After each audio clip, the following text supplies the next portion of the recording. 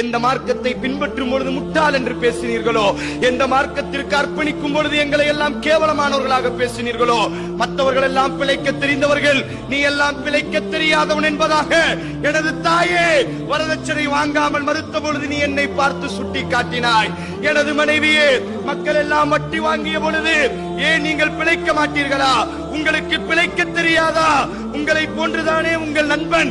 பாருங்கள், மாளிகையை கட்டிவிட்டான், பாருங்கள் வீட்டை உயர்த்தி விட்டான், பாருங்கள் ஜுவல்லரசிலே நகையை வாங்கிவிட்டான் என்று நீங்கள் என்னை மட்டமாக நினைத்தீர்களே.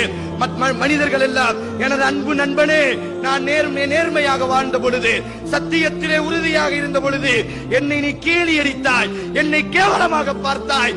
இதோ பார், அகிலத்தினுடைய இரட்சகன் எனக்கு சொர்க்கத்திற்குரியவன் என்று என் கலிபு இலா கிலிகி மஸ்ரூரா தனது குடும்பத்தாரிடத்தில், தனது தோழர்களிடத்தில் அந்த பட்டோலையை காமித்து சந்தோஷப்படுவார். அல்லாஹ் சொல்வான், அடியானே போதும் போதும், சந்தோஷத்தை அனுபவிக்க வேண்டிய இடம் பாக்கி இருக்கிறது. உனக்காக வேண்டி நான் தயாராக இருக்கிறேன் விருந்து கொடுப்பதற்கு. என் பக்கம் நீ வருவாயாக என்று அல்லாஹ் அவனை தன் பக்கம் அழைத்து செல்வான்.